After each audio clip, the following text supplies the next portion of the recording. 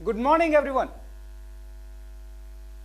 CA का result आया है तो कहीं मायूसी है और कहीं खुशी है। तो ये जो मायूसी है ना, आपको मायूस होने की जरूरत नहीं है, क्योंकि आपको एक एग्जांपल देता हूं। भाला भाला प्रतियोगिता आपने देखी होगी। भाला प्रतियोगिता में एक कदम पीछे बढ़ाया जाता है और फिर आगे जाया जाता है ताकि हम तेजी से भाले को फेंक सके। तो भाई ये जो मायूसी है, आप जो फेल हो रहे हो, आपको लग रहा है कि आप फेल हो, दैट इज नॉट फेलियर। ये आपका एक पीछे कदम है जो आपको आगे की तरफ बहुत तेजी से लेके जाएगा। तो आपको बिल्कुल भी निराश होने की जरूरत नहीं है।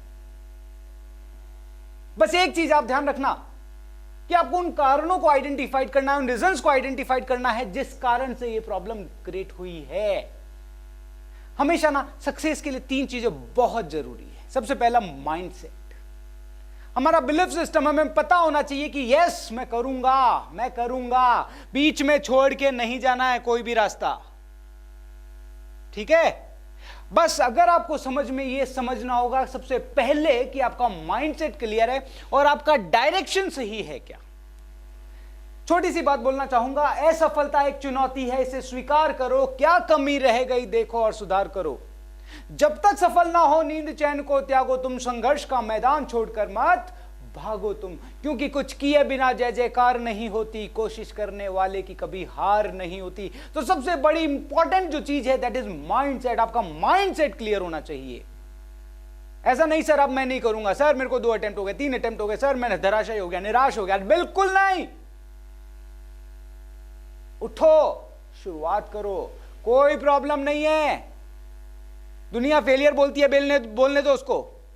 फेलियर ही सक्सेस का सबसे बड़ा इनपुट होता है। एक पेड़ बनता है ना, पेड़ के लिए जिस तरीके से एक बीज बहुत जरूरी है, एक बड़ी सक्सेस के लिए एक फेलियर बहुत जरूरी है। दूसरा, जब आपका माइंडसेट, आपका बिलीफ सिस्टम मजबूत है तो भाई उससे कुछ नहीं होगा।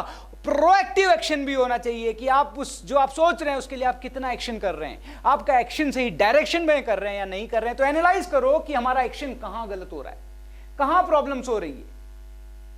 आप चैप्टर पढ़ रहे हो, सर मैंने 2 बार सिलेबस कर लिया सर बट फिर भी यही रिजल्ट है। कुछ कमजोरी है, वो हमने 2 बार सिलेबस कर लिया बट हमने एक कंसंट्रेशन माइंड से नहीं किया, या उस चैप्टर पे पढ़ने के बावजूद हम ग्रिप नहीं ला पा रहे हैं। राइट, वो हमें सीखना होगा। मैं इसके लिए आपके लिए अलग से वीडियोस तैयार करूंगा ताकि आपकी हेल्प कर सकूं, आपको बता सकूं कि किस तरीके से एक चैप्टर पे हमें ग्रिप करनी है। क्योंकि जब हम एक चैप्टर से दूसरे चैप्टर पे स्विच करते हैं तो हमें पहले चैप्टर पे अपने यहां कंफर्ट फील होना चाहिए कि मजा आ गया। और तीसरी बात जो सबसे इंपॉर्टेंट है वो मैं आपको बताना चाहूंगा कि कोई भी सक्सेस में सबसे बड़ा रोल होता है फिजिकल फिटनेस। कोई ना कोई स्पोर्ट्स एक्टिविटी आपकी होनी चाहिए, कोई ना कोई एक्सरसाइज होनी चाहिए। मैं ये नहीं बोल रहा हूं कि नहीं जिम जाओ, नहीं, मैं ये बोल रहा हूं कि आपकी फिजिकल एक्टिविटी होनी चाहिए। सर मैं तो टाइम नहीं मिलता ही नहीं है, हमें तो इतना पढ़ना होता है तो टाइम मिलता ही नहीं होता है, कोचिंग जाना होता है सर, आर्टिकलशिप करनी होती है, फिर पढ़ाई करनी होती है सर, टाइम तो मिलता ही नहीं है। गलत बोल रहे हो, टाइम तो आपको निकालना पड़ेगा, क्योंकि जो सबसे बड़ा इंपॉर्टेंट रोल रखता है, अगर आप उसको टाइम नहीं दोगे तो फिर कैसे आप सोच सकते हो कि सक्सेस मिले। मैं ये बोलता हूं कि कुछ मत करो, आप पढ़ने बैठते हो ना, उसके 15 मिनट पहले डांस कर लो। सिंपल, सुबह 15 मिनट डांस कर लो, शाम को 15 मिनट डांस कर लो, और दिल खोल के यार, लोड लेके डांस नहीं करने का, एकदम सिंपल रिलैक्स होके, जितना रिलैक्स होके एंजॉय होके पढ़ाई करोगे ना भाई, उतना तूफान मचाओगे, उतना तुम्हारा कंसंट्रेशन पावर इंक्रीज हो जाएगा। तो बस शुरू हो जाओ, डरना नहीं है। ये फेलियर है सिर्फ एक पीछे का कदम जो आगे बहुत आगे लेके जाएगा। बाउंस बैक करना है, बाउंस